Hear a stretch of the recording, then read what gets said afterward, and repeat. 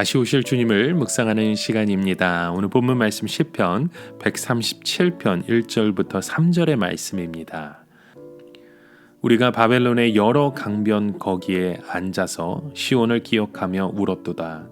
그 중에 버드나무에 우리가 우리의 수금을 걸었나니 이는 우리를 사로잡은 자가 거기서 우리에게 노래를 청하며 우리를 황폐하게 한 자가 기쁨을 청하고 자기들을 위하여 시온의 노래 중 하나를 노래하라 함이로다.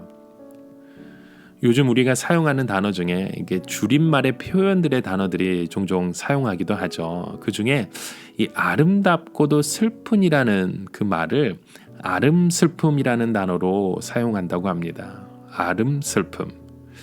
아름답고도 슬픈이라는 뜻이 아닐까 짐작이 되지만 여전히 좀 낯설은 표현이죠. 아름답다는 것과 슬프다는 것은 서로 상관이 없는 것처럼 여겨지는데 이 아름슬픔이라는 말은 그 말 속에서 경계가 지워지면서 서로의 의미를 좀 색다르게 표현하는 것 같습니다. 어쩌면 우리의 삶에는 아름답지만 슬픈 것이 있고 슬프지만 아름다운 것도 있다는 것을 그 경계가 아슬아슬하다는 것을 돌아보게 하는 것 같습니다.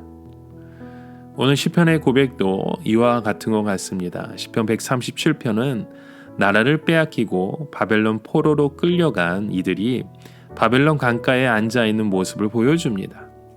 그들은 강가에 앉아 무너진 예루살렘 성 시온을 생각하며 울고 있는 것이죠. 바벨론 사람들이 빈정거리며 자기들을 위해 시온의 노래 한 곡조를 불러보라고 말합니다.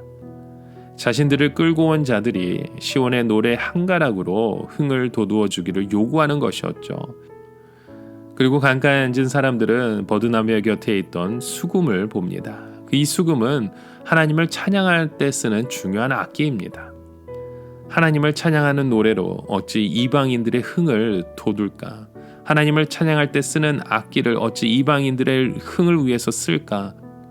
어림도 없는 일이라듯 아예 수금을 버드나무 곁에 걸어두었던 것입니다.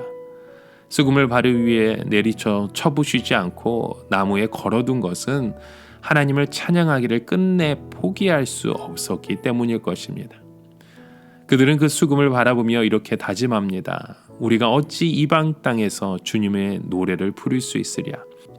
예루살렘아, 내가 너를 잊는다면 내 오른손아 너는 말라 비틀어져 버려라.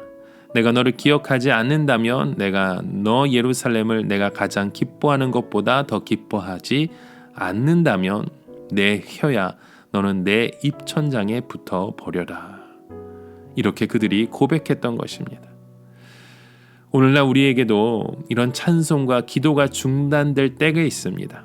하지만 그때에도 포기할 수 없습니다. 여러분, 우리가 오늘 주님 앞에 기다려야 될 것이 무엇입니까? 다시금 주님을 찬양하고 다시금 주님의 이름을 높이는 그 시간을 우리는 기다려야 한다는 것입니다. 우리의 상황이, 우리의 그 여건이, 우리의 모습이 아무리 어렵고 힘들고 지친다 할지라도 이곳에서 우리가 주님을 찬양하는 그 일, 주님을 바라보며 기도하는 그 일은 멈춰서는 안 됩니다. 오늘도 주님을 다시금 바라보며 소망하는 이 대림절의 그 기간 동안 다시금 주님을 힘써 노래하며 찬양하는 우리의 그 간증이, 우리의 삶의 고백이 끊임없이 일어나길 주님의 이름으로 축원합니다.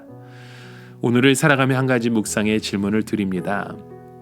오늘 이곳에서 우리가 포기하고 있었던 것이 무엇입니까? 이 자리에서 주님의 마음을 품고 다시금 주님의 이름을 찬양하는 그 고백, 우리의 삶 가운데 포기하고 있었던 그 순간에 모든 것들이 다시 주님의 이름을 통해 높여지는 일들이 일어나길 간절히 축원합니다. 함께 기도합니다. 하나님 아버지, 우리에게도 그 수금을 버드나무에 걸고 싶었을 때가 참 많이 있었습니다. 세상 사람들은 우리의 믿음을 인정하지 않고 때로는 너무나도 우리의 삶을 조롱합니다. 힘들고 어려워도 그 수금을 부수는 대신에 지키게 하셔서 마침내 주님을 찬양하게 하는 그 믿음의 고백들이 오늘 우리의 삶을 통해서도 이루어지고 세워지게 하여 주시옵소서. 우리의 삶을 다시금 회복하여 주셔서 주님의 이름을 힘써 찬양하는 하나님의 자녀, 하나님의 일꾼, 하나님의 그 사명자가 되게 하여 주시옵소서. 예수 그리스도의 이름으로 간절히 기도드립니다. 아멘.